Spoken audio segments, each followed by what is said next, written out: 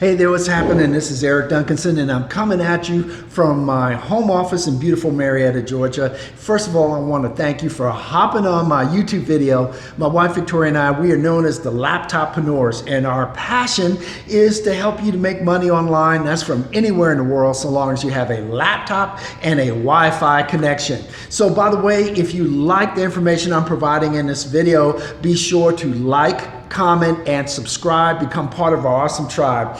So without further ado, I want to get into the topic for this video: how to profile your prospect. Again, that's how to profile your prospect. Now, here's the thing. We are in a business to move products.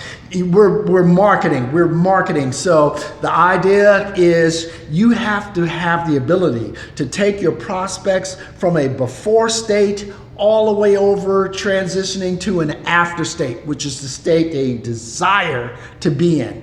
Now, in the before state, they're dealing with a lot of problems, a lot of issues. They're wondering, or you're wondering, what keeps them up at night? What is the thing that if you can remove that from their situation, they would be able to move on and progress towards their ultimate goal? That's your job. Your job is to be like a surgeon and diagnose the problem, determine what the problem is. So again, you can remove that problem so that they can flow on towards success. And so that's your role. And so you're thinking in terms of helping other people. So let's talk about how you profile your prospect. Number one, most people are looking for a solution to their problem. So you know what? You have a particular product, service, or business. Your product, service, or business is going to have, the key word is benefits, not features. They don't care about features. Features aren't going to do anything for your prospect. It's the benefits. Ultimately, it's the benefits that result in a solution. See, your benefits of your product will remove the barriers for them achieving their goals. So initially you can help them to remove little barriers, right? And then the barriers get bigger as they go along.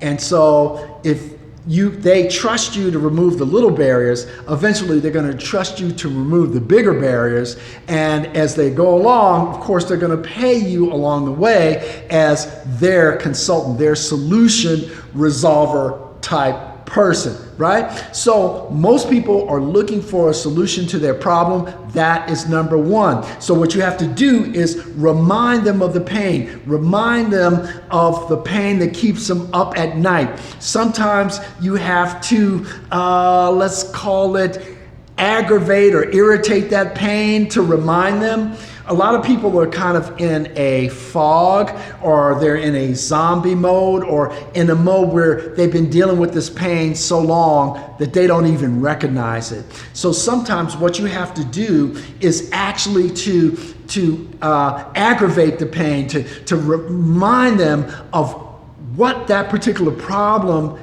is causing them in terms of other problems, right? So if a person is overweight and they have little children, they may not be able to keep up with their children.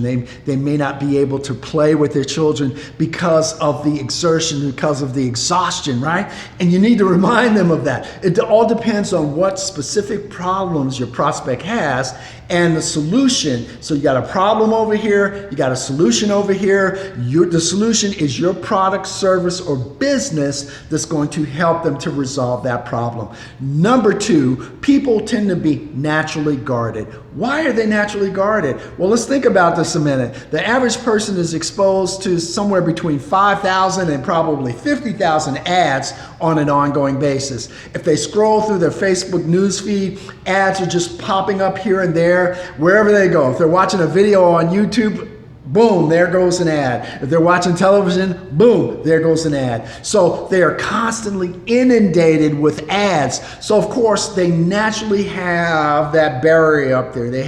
They're guarded, right? And that's for self-defense, that's for self-protection, right? Because they've got a limited amount of funds that they are managing. So they want to make sure that they utilize those funds wisely. So there's a natural guardedness there. But the other thing that's happening because of the amount of information overload, excuse me, because of the amount of information overload, the average person has the attention span of less than a goldfish, like 17 seconds. So you have to be able to deliver the message in a way that is consumable. They can consume it, it makes sense. If it doesn't make sense, boom, they're gone, right? So you gotta get to the point, gotta make it consumable, right? Okay, number 3, the average person, they lack clarity. Now here's why they lack clarity. They lack clarity because there is so much information out there. We're in the information age and there's no shortage of information, right? And so the thing is, people need to have it broken.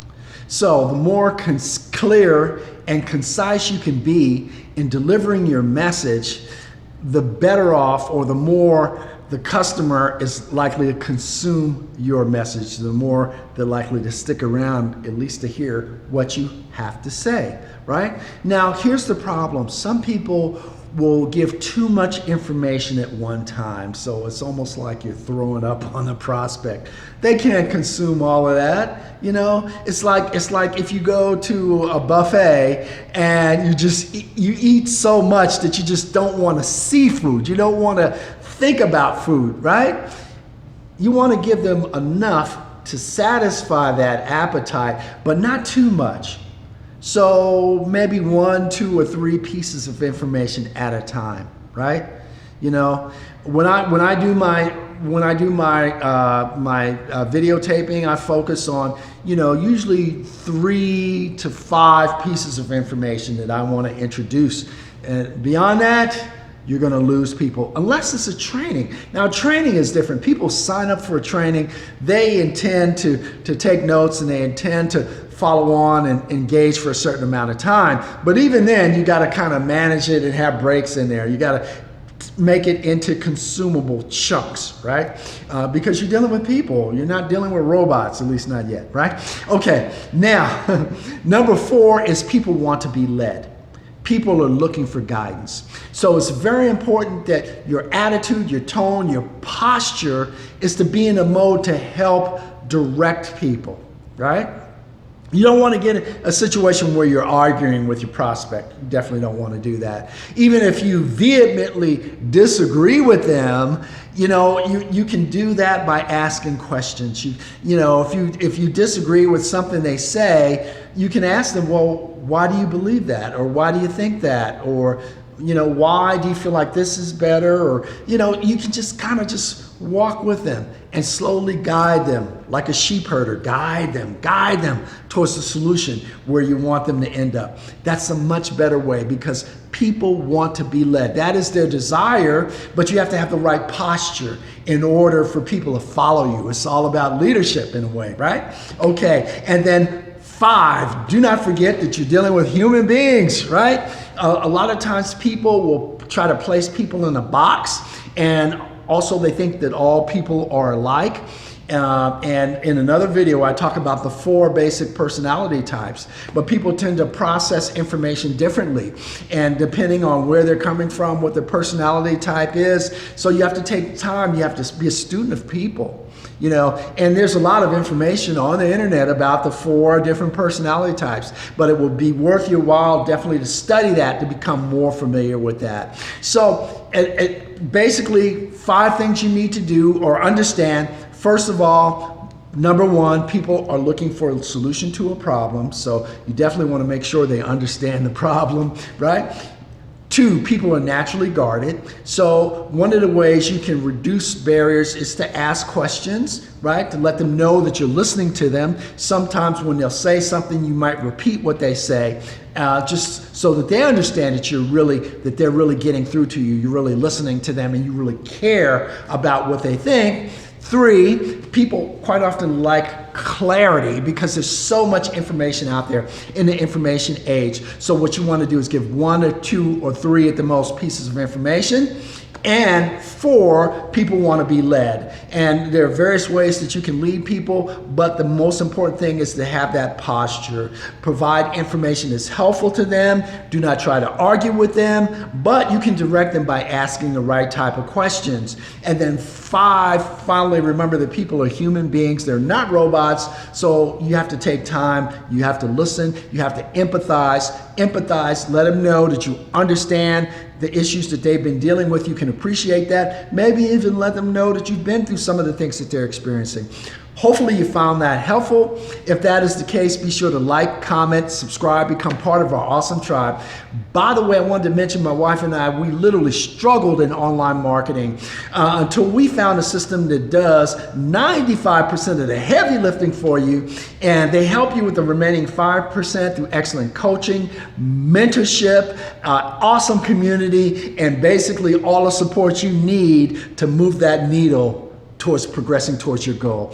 If you'd like some additional information about that, go down in the description, look for the link that says our #1 system for making money online. Click that link. That will take you to a free 7-day trial. Check it out, give it a test drive, see if it's the best system for you.